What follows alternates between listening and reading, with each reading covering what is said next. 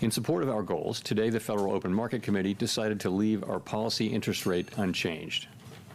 We believe that the current stance of monetary policy leaves us well positioned to respond in a timely way to potential economic developments. I will have more to say about monetary policy after briefly reviewing economic developments. Recent indicators suggest that growth of economic activity has moderated. GDP rose at a 1.2% pace in the first half of this year, down from 2.5% last year. Although the increase in the second quarter was stronger at 3%, focusing on the first half of the year helps smooth through the volatility in the quarterly figures related to the unusual swings in net exports. The moderation in growth largely reflects a slowdown in consumer spending. In contrast, business investment in equipment and intangibles picked up from last year's pace. Activity in the housing sector remains weak. In the labor market, conditions have remained solid. Payroll job gains averaged 150,000 per month over the past 3 months. The unemployment rate at 4.1% remains low and has stayed in a narrow range over the past year. Wage growth has continued to moderate while still outpacing inflation. Overall, a wide set of indicators suggests that conditions in the labor market are broadly in balance and consistent with maximum employment. Inflation has eased significantly from its highs in mid-2022, but remains somewhat elevated relative to our 2% longer-run goal. Estimates based on the Consumer Price Index and other data indicate that total PCE prices rose 2.5% over the 12 months ending in June, and that, excluding the volatile food and energy categories, core PCE prices rose 2.7%. These readings are little changed from the beginning of the year, although the underlying composition of price changes has shifted. Services inflation has continued to ease, while increased tariffs are pushing up prices in some categories of goods. Near-term measures of inflation expectations have moved up on balance over the course of this year on news about tariffs, as reflected in both market-based and survey-based measures. Beyond the next year or so, however, most measures of longer-term expectations remain consistent with our 2% inflation goal. Our monetary policy actions are guided by our dual mandate to promote maximum employment and stable prices for the American people. At today's meeting, the committee decided to maintain the target range for the federal funds rate at 4.25% to 4.5%, and to continue reducing the size of our balance sheet. We will continue to determine the appropriate stance of monetary policy based on the incoming data, the evolving outlook, and the balance of risks. Changes to government policies continue to evolve, and their effects on the economy remain uncertain. Higher tariffs have begun to show through more clearly to prices of some goods, but their overall effects on economic activity and inflation remain to be seen. A reasonable base case is that the effects on inflation could be short-lived, reflecting a one-time shift in the price level. But it is also possible that the inflationary effects could instead be more persistent, and that is a risk to be assessed and managed. Our obligation is to keep longer-term inflation expectations well anchored and to prevent a one-time increase in the price level from becoming an ongoing inflation problem. For the time being, we're well positioned to learn more about the likely course of the economy and the evolving balance of risks before adjusting our policy stance. We see our current policy stance as appropriate to guard against inflation risks. We're also attentive to risks on the employment side of our mandate. In coming months, we will receive a good amount of data that will help inform our assessment of the balance of risks and the appropriate setting of the federal funds rate. At this meeting, the committee continued its discussions as part of our 5-year review of our monetary policy framework. We focused on potential revisions to our statement on longer-run goals and monetary policy strategy, and are on track to wrap up any modifications by late summer. The Fed has been assigned 2 goals for monetary policy: maximum employment and stable prices. We remain committed to supporting maximum employment, bringing inflation sustainably to our 2% goal, and keeping longer-term inflation expectations well anchored. Our success in delivering on these goals matters to all Americans. We understand that our actions affect communities, families, and businesses across the country. Everything we do is in service to our public mission. we at the Fed will do everything we can to achieve our maximum employment and price stability goals. Thank you. I look forward to your questions. Thanks, Chair Powell. There's a lot of lean in the markets, and not to mention out of the administration for a rate cut now in September. Is that expectation unrealistic at this point? So, as you know, today we decided to leave our policy rate where it's been, where I would characterize as modestly restrictive. Inflation is running a bit above 2%, as I mentioned, even excluding tariff effects. The labor market's solid, historically low unemployment. Financial conditions are accommodative, and the economy is not performing as though restrictive policy were holding it back inappropriately. So it seems to me and to almost the whole committee that the economy is not performing as though restrictive policy is holding it back inappropriately, and modestly restrictive policy seems appropriate. All that said, there's also downside risk to the labor market. In coming months, we'll receive a good amount of data that will help inform our assessment of the balance of risks and the appropriate setting of the federal funds rate.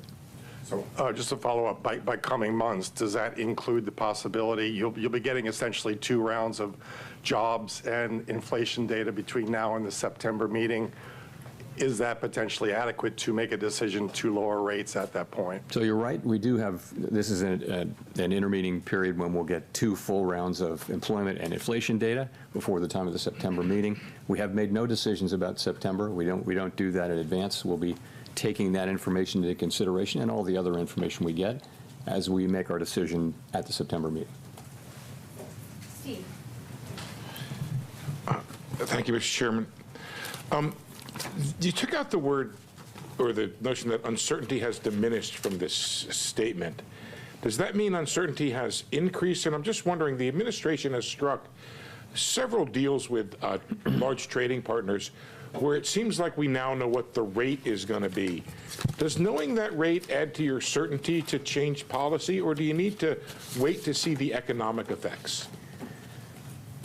So essentially, the statement in our statement about uncertainty reflects what's gone on since the last meeting. So at the time of the last meeting, uncertainty had moved down a little bit, but it was more or less even this time. So we took out, had diminished because it didn't diminish further. So there's not really much in that. And then your second question is, say again? There have been several deals that have been struck, and now we seem to have an idea what the tariff rates are going to be with some of our large trading partners. Does that not add to the kind of certainty you might need, or is it you're waiting for the economic effects to show themselves? No, I think we're still, you're right, it's been a very dynamic time for these trade negotiations, and lots and lots of events in the intermeeting period, but we're still a ways away from seeing where things settle down. We are clearly getting more and more information, and I think at this point, people's estimates, our estimates, outside estimates of the likely, effective level of tariffs is not moving around that much at this point. But at the same time, there are many uncertainties left to resolve. So yes, we are learning more and more.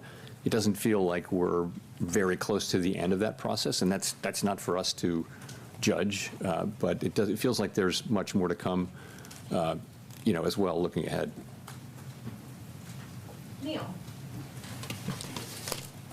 Hi, Mr. Chairman. Neil Irwin with Axios.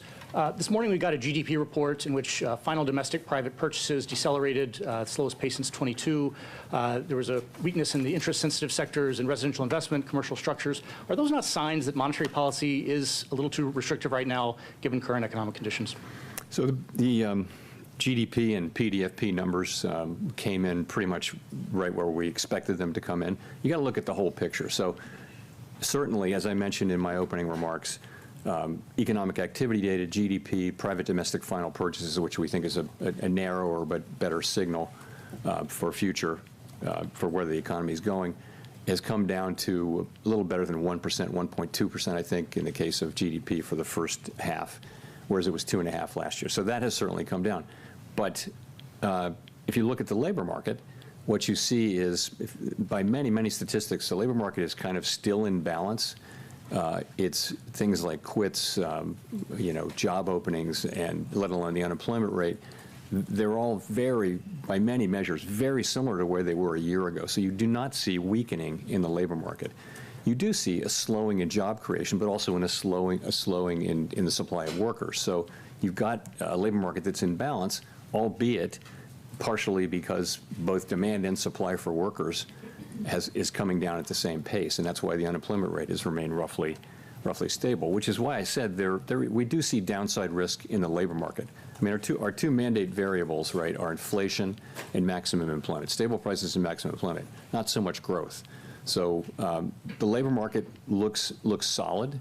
Inflation is above target, and even if you look through the tariff effects, we think it's still a bit above target, and that's why our stance is where it is. But as I mentioned, downside risks to the labor market are certainly apparent.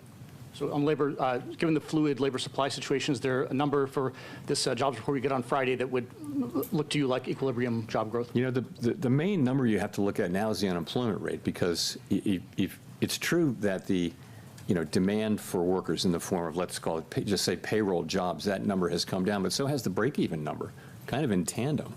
So, as long as that puts the labor market in balance, the fact that it's getting into balance due to declines in both supply and demand, though, I think it is suggestive of downside risk. So we of course, will be watching that carefully. Thank you. Colby Smith with the New York Times. Two of your colleagues called for a quarter-point cut today, and I'm wondering what aspects of their argument were most compelling to you and how you're weighing their views against those on the committee who, as of the June forecast, were in the camp of the Fed holding interest rates steady for the remainder of the year. And just in terms of the June SEP in particular, is that still the best representation of where the core of the committee is? So on the dissents, what you want from everybody and also from a dissenter is a clear explanation of what your thinking is and what are the arguments you're making, and we had that today. So I think basically this was quite a good meeting all around the table where people were thought carefully about this and put their positions out there. As I mentioned, the sort of the majority of the committee was of the view that inflation's a bit above target, maximum employment is at target. That calls for modestly restrictive, in my way of thinking, modestly restrictive stance of policy for now. But we had two dissenters who I think, you want that clear thinking and expression of your thinking, and we certainly had that today, I think all around the table. In terms of, you asked about the June SEP, I wouldn't, you're right. That's what it says, and that may well.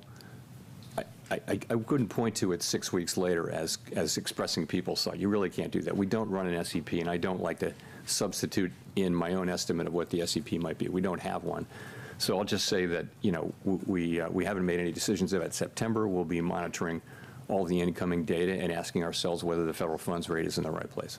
And just on the point about policy being only modestly restrictive, does that mean that there's actually not much scope to reduce rates once the conditions for a cut are met, barring a significant weakening of the labor market? So let me say, my own estimate is modestly restrictive, and there are a range of views of what the neutral rate is at this moment for our economy, and so others may say it's more restrictive or less restrictive even.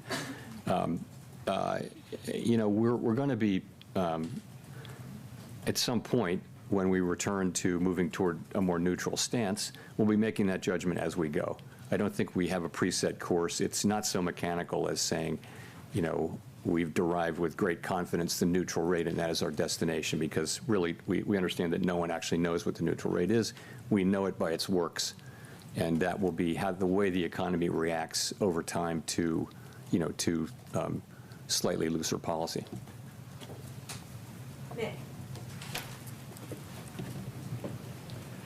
Nick Timmeros, The Wall Street Journal. Chair Powell, my question is about what have you learned over the last few months about the inflation generating and price pass-through process? And just to drill down, the June CPI report showed evidence of tariff-induced goods inflation.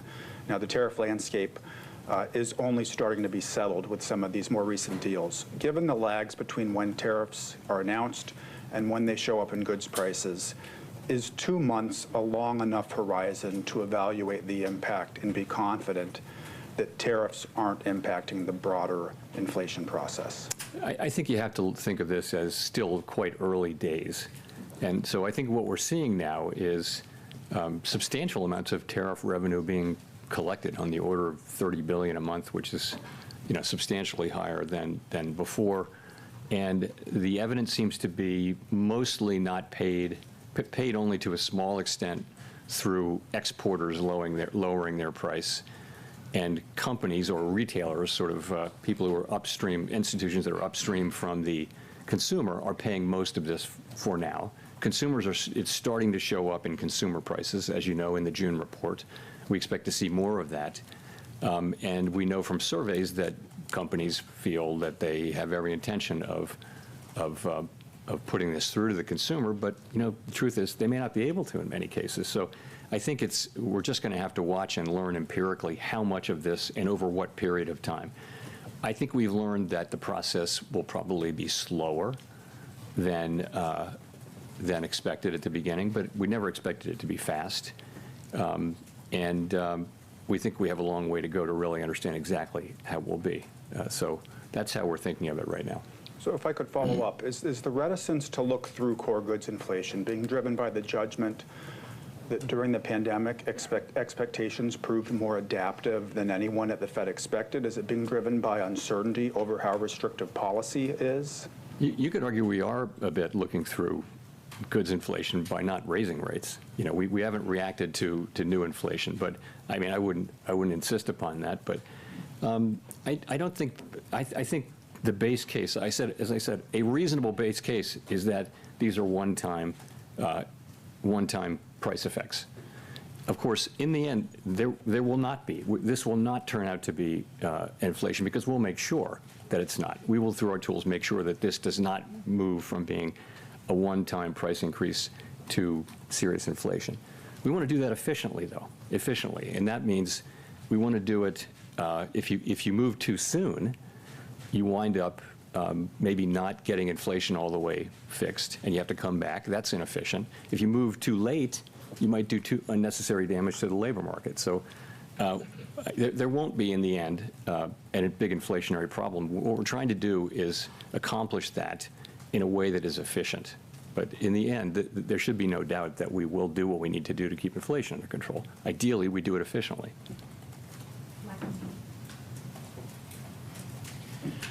Michael McKee from Bloomberg Television and Radio.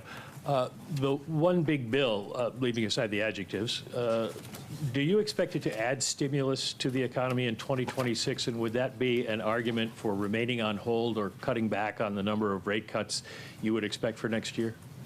So, of course, let me just ritual disclaimer that we don't express any judgments or anything like that on fiscal legislation or other legislation for that matter. But I would say when you think that, the biggest part of the bill was making permanent existing law on taxes, I don't think we see it as particularly stimulative. There should be some stimulative effect, but it shouldn't be significant over the next couple of years. And to follow up, I don't want to put this in terms of you and the president, so let me ask it this way. Do you have concerns about the cost to the government of keeping rates elevated for longer in terms of interest rate charges? Yeah, no, that's, we have a mandate, and that's maximum employment and price stability. And it is, it's not something we do to consider the cost to the government of our rate changes. We have to be able to look at the goal variables Congress has given us, use the tools they've given us to achieve those goals, and that's what we do. We don't consider the fiscal needs of the federal government. No advanced economy central bank does that, and it wouldn't be good if we did do that, it would be good neither for our credibility nor for the credibility of U.S. fiscal policy. So it's just not something we take into consideration. Victoria. Hi, Victoria Guida with Politico.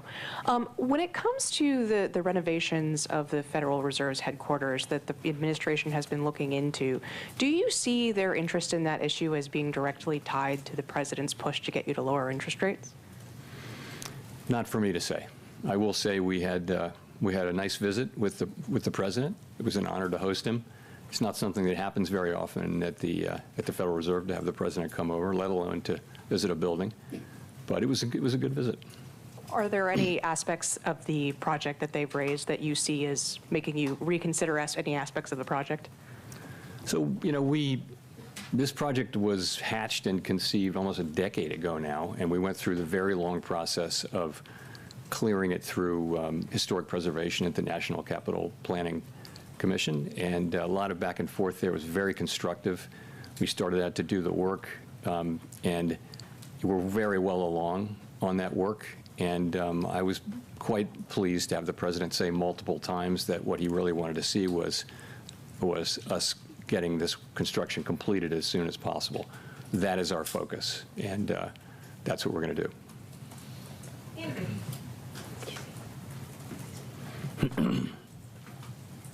Thanks, Mr. Chairman. Andrew Ackerman with the Washington Post. What message do you take from the fact that inflation hit 2.1% last September and has bounced higher since? Why do you think financial conditions are restrictive and a neutral rate's below 4% when inflation has stopped falling for almost a year? So inflation, when you talk about these 12-month inflation measures, you're always battling residual seasonality. So we'll have, for example, 2 months of high inflation sometime early in the year, and then inflation turns lower, and a lot of that may just be an artifact. So that's why we look at the 12-month numbers. I think inflation is most of the way back to 2%. There are things like the catch-up inflation. So, for example, all the insurance costs that they're only now going through inflation, but they actually reflect inflationary pressures from 2-3 years ago. So that's got to go through. In addition, now we have 3 or 4 tenths of inflation in core inflation from tariffs. So, and we can't really separate that out. We're not going to have a separate kind of inflation that isn't the tariffs. We're always going to be dealing with all of inflation. But the composition, as I mentioned, has really changed. And if you go back to the last couple of years, it was all about services inflation, which was being very sticky. Now services inflation is coming down nicely. Goods inflation was well behaved before, and now goods inflation is going up. So the story has really changed. That's partially because of tariffs. It's also partially because we had restrictive policy in place, and we've seen that the result of that gradually work its way through the services economy. Okay, the other thing I wanted to ask is, are you comfortable that BLS can continue performing their mission effectively if they take an 8% reduction in headcount and authorized spending as the administration has proposed? I'm not going to comment on the administration's proposal. I do think, as I've said, I think that we're getting the data that we need to do our jobs, and I think it's really important that good data helps not just the Fed, it helps the government, but it also helps the private sector. People in the economy, they use this data a lot too, so it's quite important for our economy and certainly for the Fed's work and other government agencies' work that we continue to get better at data. That's what we've been doing for 100 years. We've been getting better and better and better. It's very hard to accurately capture in real time the output of a $20+ trillion economy. And the United States has been a leader in that for 100 years, and we really need to continue that, in my view. Edward. Thank you, Mr. Chairman. Edward Lawrence from Fox Business. How concerned are you with the data that we're coming in, showing no significant upward trend in inflation over the past 6 months, that the wait-and-see approach for inflation is actually giving companies cover to raise prices? How concerned am I that say that again? The wait-and-see approach is giving... The wait-and-see approach, what do you mean by that? For cutting rates. You're waiting to see if the tariffs will affect inflation. So it's a wait-and-see approach. Well, so that's where policy's restrictive. When we start cutting, it'll go toward neutral. Okay. This delay, though, where you're saying there's a one-time price increase for tariffs, which possibly could lead into bigger inflation or more inflation. Is that giving companies cover, though, to raise prices? Well, what may be giving, it's not our policy stance, what may be giving, some companies will certainly be taking advantage of the fact of the tariffs and all of the discussion of how they're going to, if the companies will raise prices when and as they can.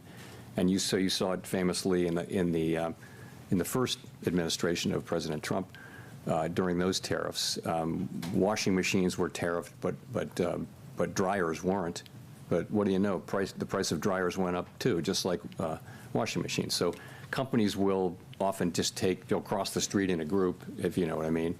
That'll happen. We don't see a lot of that. I mean, what we see now is basically the very beginnings of whatever the effects turn out to be on goods inflation. And I'll say again, they may be less than people estimate, or more than people estimate. They're not going to be zero.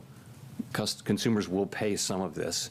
Businesses will pay some of this. Retailers will pay some of this. But we're just going to have to see it through. And just to follow, if I could, some additional tariffs have been in place since February, and things really haven't broken yet with the economy. So how do you justify to somebody who's looking for a house, who's facing a 7% mortgage and maybe can't afford those rates? How do you justify that?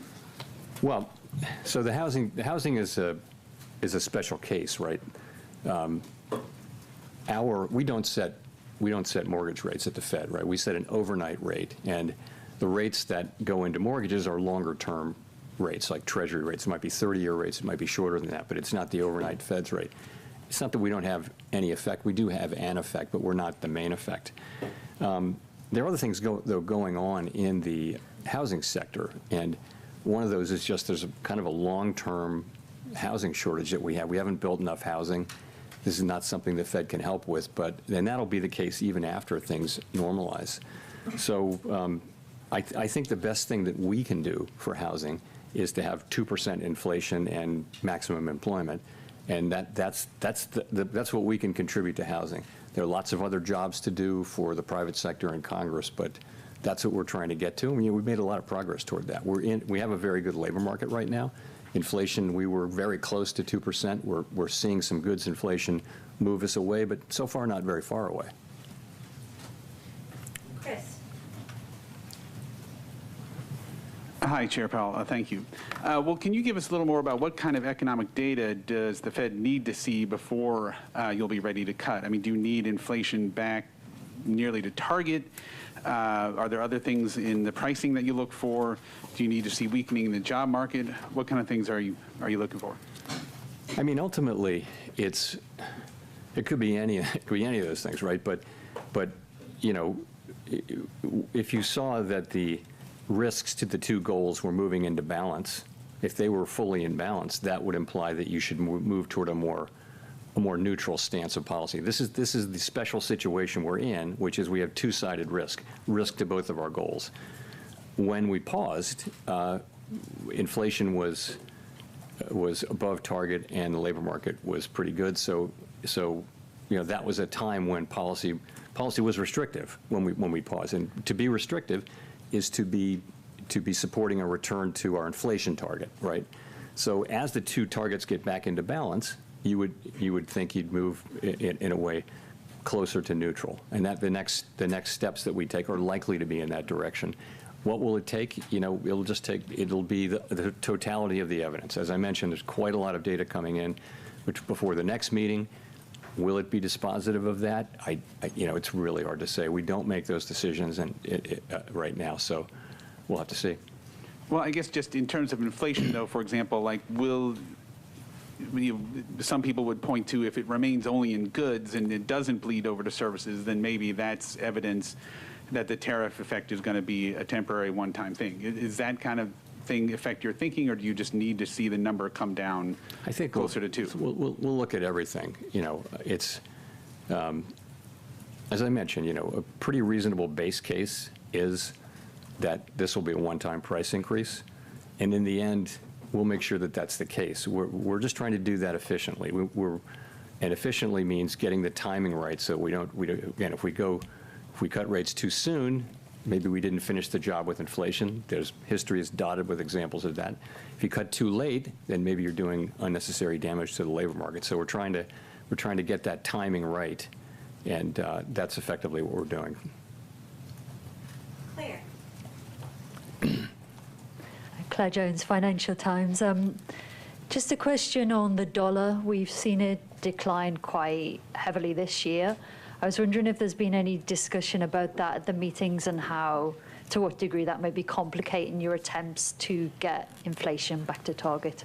Thank you. So this goes back to the division of labor between the Fed and the Treasury, as you, I'm sure, know. And the Treasury only speaks to the dollar. It's not something that's been a topic of major discussion at all at the Fed. I won't say it doesn't come up.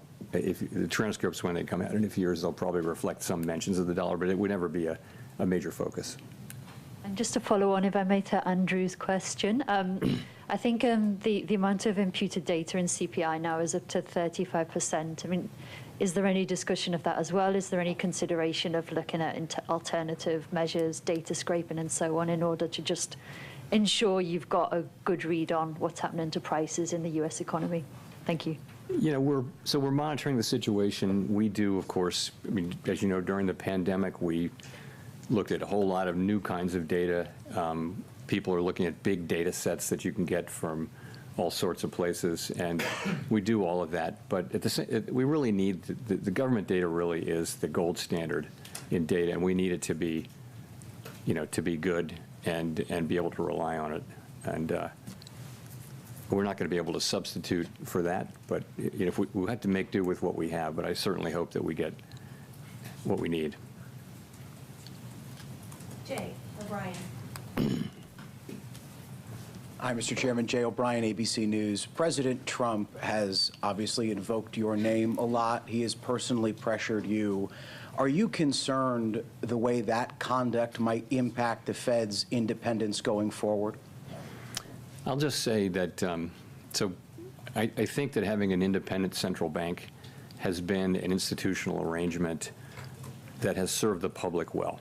And as long as it serves the public well, it should continue and be respected. If it didn't serve the public well, then it wouldn't be something that we should just automatically defend. But what it gives us, and other central banks, what it gives you is the ability to make these very challenging decisions that in ways that are focused on the data and the evolving outlook, the balance of risks, and all the things we talk about, and not political factors. And so governments all over the advanced economy world have chosen to put a little bit of distance between direct political control of those decisions and the decision makers. So if you were not to have that, there would be a great temptation, of course, to use interest rates to affect elections, for example. And that's something that we don't want to do. So I think that's pretty widely understood. Certainly it is in Congress. And I think it's very important. I'll just say that. Maria Eloisa.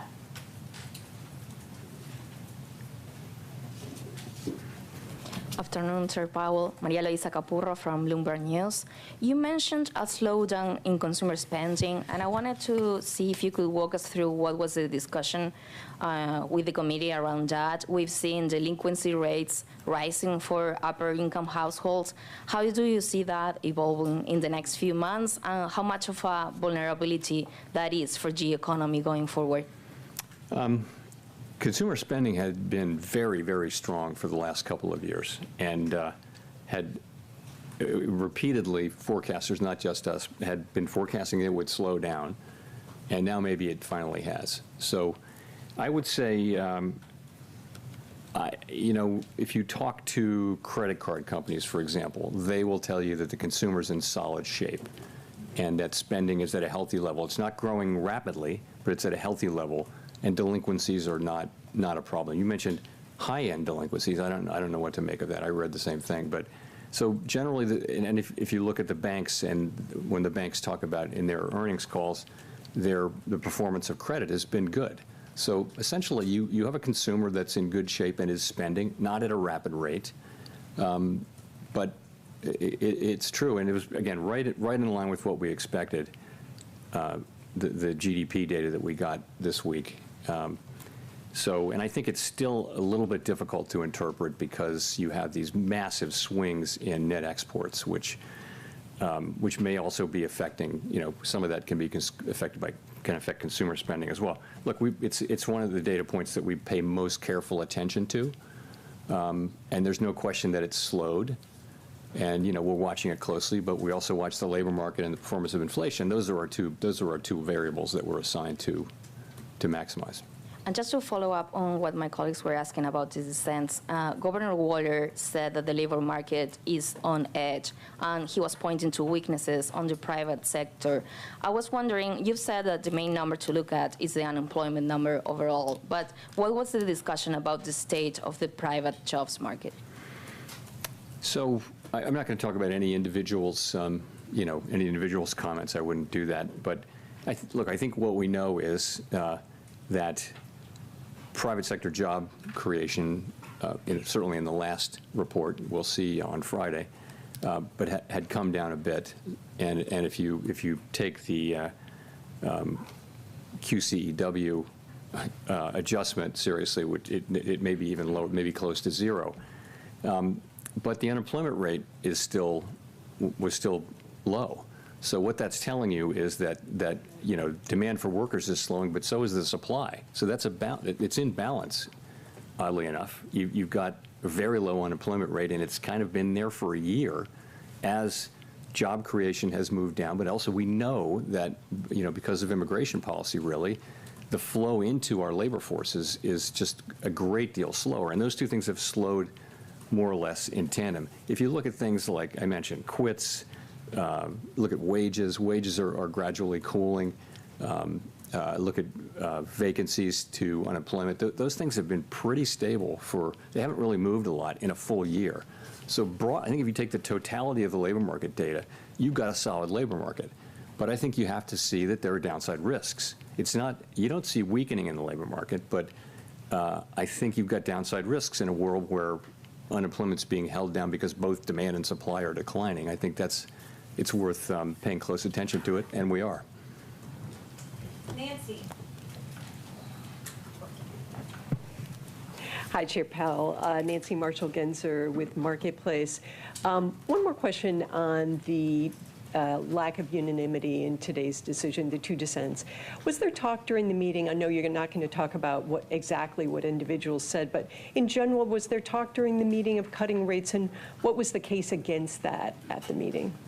Sure. So we have an economic go-around where people talk about the economy, and then that's yesterday, and then today we have a monetary policy go-around all the way around the table. Everyone gives their views. So the discussion around policy was the majority view was still what it has been, which is that inflation's running above target, maximum employment is right at target. That means policy should be a little bit restrictive, somewhat restrictive, because we want inflation to move all the way back to its target. So that's where people have been and still are. Two of our members felt that the time had come to cut, and that for the reasons that they're going to express. I won't tell you the reasons. They'll issue some kind of a thing in the next day or so. But that's the story, and I would say well argued, very thoughtfully argued all around the table, good arguments, and it's a situation where unusual situation. The economy is in good shape, but it's an unusual situation where you have risks to both your employment mandate and your inflation mandate. That's the nature of a supply shock. And it's probably not surprising that there would be differences and different perspectives on that, as well as different views of where the neutral rate is, so that different views of how tight policy is. So we have those. I will say what you hope is that people, explain their positions very thoughtfully and clearly, and we absolutely had that today, all the way around the table. I would call it one of the better meetings I can recall from that standpoint. And you've said you're waiting to be confident inflation is heading toward your 2% target before you start cutting rates. When you do get that confidence, would you be in favor of lowering rates right away? It's not quite the way I would put it. I said that's why we think policy should be restrictive, is because inflation is above target. when we have risks to both goals, one of them is farther away from goal than the other, and that's inflation. Maximum employment's at goal. So you have to, that means policy should be tight, because tight policy is what brings inflation down. If you came to the view that the risks to the two were more in balance, that would imply that policy shouldn't be restrictive. It should be more neutral, more a neutral stance, and that would be somewhat lower than where we are now. No one knows exactly where that is. So that's the framework I think I'd be taking, and we'll just have to see. We're going to be obviously looking at a lot of data in the next cycle. It is one of the cycles where we have 2 employment and 2 inflation reports, and we'll see where that takes us. Jeff Cox. Thank you, Mr. Chairman, for taking the question. Jeff Cox from CNBC.com. A metric that you like to cite a lot is the final sales to private domestic purchasers. That was down to a 1.2% gain in second quarter from 1.9% in Q1, suggesting that there's some softening in underlying demand. I just wondering if you look at that, you combine that with some of the housing numbers, the weakness that you acknowledged at the top of your remarks, that the housing market is in fact weak, and the inflation numbers from GDP today came down to 2.1% for headline, 2.5% for core. I'm wondering how much more movement you would need to see from these data points before you would be comfortable with cutting in, say, September. It's going to be the total. Hard to answer that specifically. PDFP, I think, for the first half, private domestic final purchases, or final sales, as people call it, was 1.6 on the first half. GDP, I believe, was 1.2%. That's the whole half. You mentioned the quarters. So those are slower, but GDP is bumpy quarter to quarter, half to half, and often gets revised, after the fact. The labor market data we still think is, continue to think is the best data we have on the economy, and that shows a 4.1% unemployment rate. It shows wages, still at a healthy level, but moving ever closer to what we would regard as long-run sustainable, consistent with longer-run productivity and 2% inflation. So the labor market is actually still quite solid. Inflation is above target, even ignoring tariffs. It's a little bit above target, and tariffs. So we're watching all of that, and again, trying to do the right thing in what is a challenging situation, because you're being pulled in 2 directions, and you have to decide which of those to go in. And actually, at some point, if they're sort of equally at risk, then you really want to be at a neutral policy stance, which we're not right now. So it'd be safe to say that if the data kind of stays in line with where it is right now, that you wouldn't be comfortable with cutting in September? I'm not going to say that. No, I just think we're going to need to see the data. And it can go in many different directions, the inflation data and the employment data. And we're going to make a judgment based on all of the data and based on that balance of risks analysis that I mentioned. Thank you. Greg, Rob, for the last question. Thanks, Chair Powell. Greg Robb from MarketWatch. The Treasury Secretary has said recently that it would be confusing for the markets if you stayed on as a governor after your term as chair ends. And I was wondering if you had any update for us on a decision on that front. Sorry, I do not have any update for you. Thanks very much, everyone.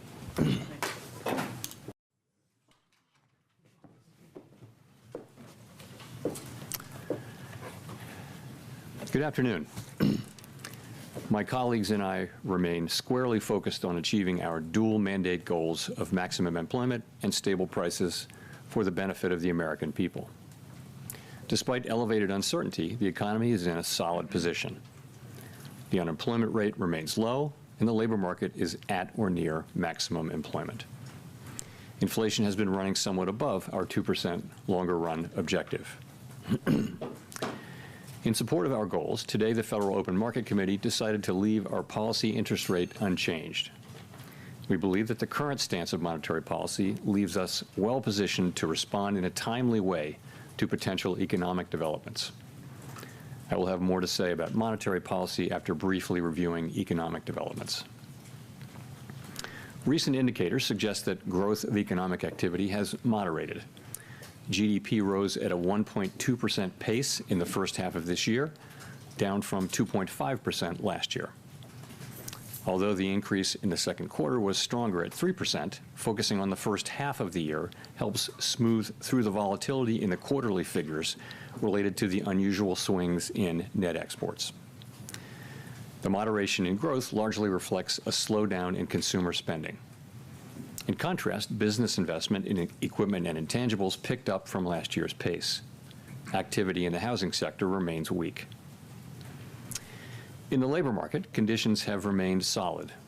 Payroll job gains averaged 150,000 per month over the past 3 months. The unemployment rate at 4.1% remains low and has stayed in a narrow range over the past year. Wage growth has continued to moderate while still outpacing inflation. Overall, a wide set of indicators suggests that conditions in the labor market are broadly in balance and consistent with maximum employment.